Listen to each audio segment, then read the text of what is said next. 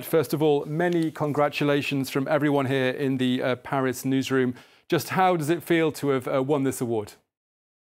It feels incredibly special, Thomas, particularly given that my colleague Virginie Hertz, who presents our French sister show, Actuel, and myself, created this program more than 5 years ago, way before Me Too and all the other social media campaigns we've seen in the recent years, which have really brought the issue of women's rights to the front pages, if you like, or to the top of the news bulletins, basically turning the world attention to the fact that we are witnessing a gender revolution. So it was incredibly humbling, I think, for Virginie and I, for our work, and more importantly for France 24 to be recognised and acknowledged that we are, in effect, global leaders in the sense that we are the only global newscaster that does have a program like this.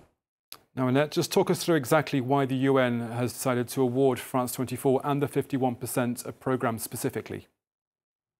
Well, the show that they highlighted was the special we did earlier in the year on the very slow but rising number of women who are becoming UN peacekeepers. But the problem, as we pointed out in the show, is that the United Nations wants to reach parity. They ideally would like to do that by 2030, if not by 2050, but they rely on contributing countries to provide the personnel. And a lot of the countries that they're relying on are nations with traditional patriarchal cultures, conservative cultures, who don't necessarily have a lot of women serving in the police or security forces or the armed personnel to begin with. So we wanted to look at that issue about just how hard and how difficult it is to reach parity, but also what does it mean when you have women on the front line and what sort of impact they have in those peacekeeping operations. And as we discovered, they do have an impact, even though at the moment they are indeed small in numbers. And Annette, more generally, women's issues, as you were hinting at a little earlier, do now have a much stronger and a firmer place on the front pages in our headlines.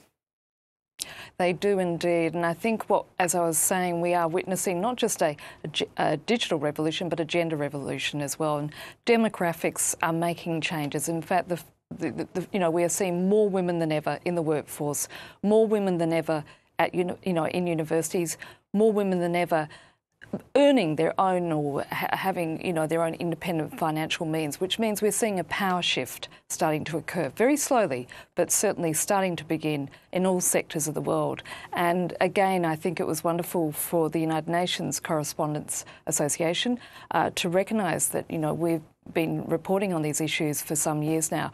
And as well, the France 24 got another extraordinary mention by Mal Clooney, who was also recognised this evening for her work as a human rights lawyer, for bringing the world's attention to the story of the Yazidi women, and in particular Nadia Murad, who of course will be receiving the Nobel Peace Prize very shortly. Annette Young from